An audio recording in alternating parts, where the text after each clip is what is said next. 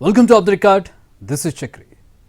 పుష్ప అంటే ఫ్లవర్ అనుకుంటివా, fire, wild fire అన్నట్టుగా ఒక్కోసారి రియాక్ట్ అవుతారు. కానీ అంతలోనే పాల పొంగు మీద నీళ్లు జల్లినట్టు చప్పున చల్లారిపోతారు. అంతా తెలుసు అంటారు, అంతలోనే నాకేం తెలియదు అంటారు. భగవద్గీత శ్లోకాన్ని చెప్పి మరి అర్థం కావాల్సిన వాళ్ళకి అర్థమవుతుందిలే అన్నట్టు కామవుతున్న ఆ నాయకుడు ఎవరు? ఆయన చేస్తున్న గీతోపదేశం ఎవరికి?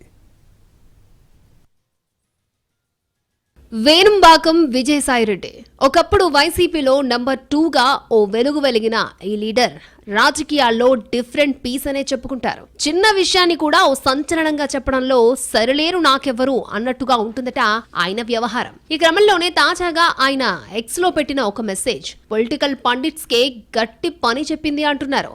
ఏపీ మద్యం ముడుపుల కేసులో సిట్ విచారణకు హాజరు కావాల్సిన వేళ ఎక్స్ లో మాజీ ఎంపీ పెట్టిన మెసేజ్ ఉద్దేశం ఏంటో అర్థం కాక బుర్రలు బద్దలు కొట్టుకుంటున్నారట చాలా మంది. దాని చుట్టూ రకరకాల వాదనలు విశ్లేషణలు బయలుదేరాయి. కర్మణ్యే వాధికారస్తే మా ఫలేసు కథాచన అంటూ భగవద్గీతలోని ఓ పూర్తి శ్లోకాన్ని, దాని సారాంశాన్ని తన సందేశంలో రాసుకొచ్చారాయన.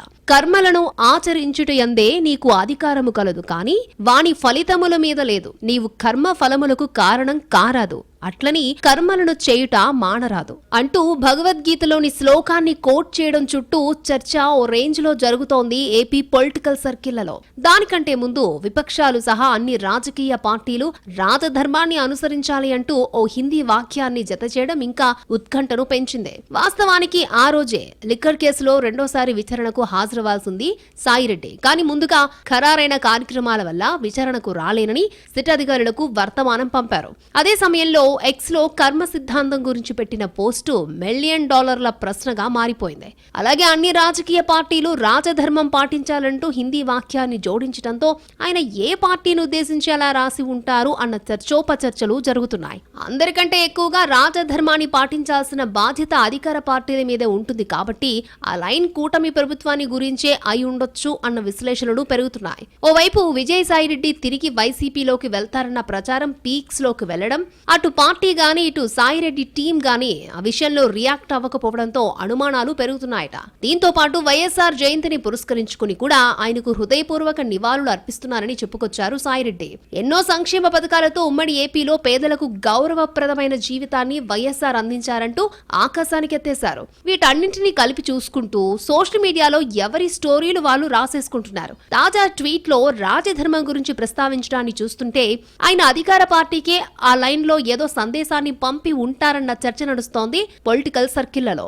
ఇక భగవద్గీత శ్లోకాన్ని పోల్చి చూసుకున్నా తప్పు చేసిన వాళ్ళు అనుభవించాల్సిందేనన్న అర్థం వచ్చేలా ఉందని చెప్పుకుంటున్నారు. అదే టైంలో పద్ధతి ప్రకారం కేసు విచారణ చేయకుండా తమ ఇష్టానుసారం విచారణ చేస్తే అది రాజధర్మం అనిపించుకోదని అధికార పార్టీకి కూడా చెప్పినట్టు అనిపిస్తోందన్నది మరికొందరి విశ్లేషణ. ఎంపీ పదవికి రాజీనామా చేసి వైసీపీకి గుడ్ బై చెప్పి తానిక రాజకీయాల్లో ఉండనని, వ్యవసాయం చేసుకుంటారని గతంలో చెప్పారు సాయిరెడ్డి. దీంతో ఆయనిక పలుగు పార పడతారని లెక్కలేసుకున్నారట కొందరు.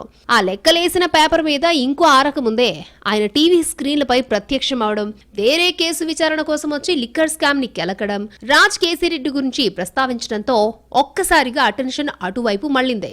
ఇంకా చెప్పాలంటే సాయిరెడ్డి టిప్పిచ్చాకనే ఏపీ లిక్కర్ స్కామ్ కేసు దర్యాప్తు ముందుకు కదిలిందన్నది విస్తృత అభిప్రాయం. అంతలోనే అప్పుడు తనకు మాజీ సీఎం జగన్ అంటే ఎంతో అభిమానమని, తను ఆయనకు ఇబ్బంది కలిగించే పనులు అస్సలు చెయ్యనని కూడా ఎక్స్ మెసేజ్లు పెట్టారు. పనిలో పనిగా పార్టీలో నెంబర్ 2గా ఉండే తాను కూడా జగన్ చుట్టూ ఉన్న కోటరీ వల్లే దూరం కావాల్సి వచ్చిందంటూ తనకు జగన్ పై ఉన్న అభిమానాన్ని తెలియజేసే ప్రయత్నం చేశారాయన.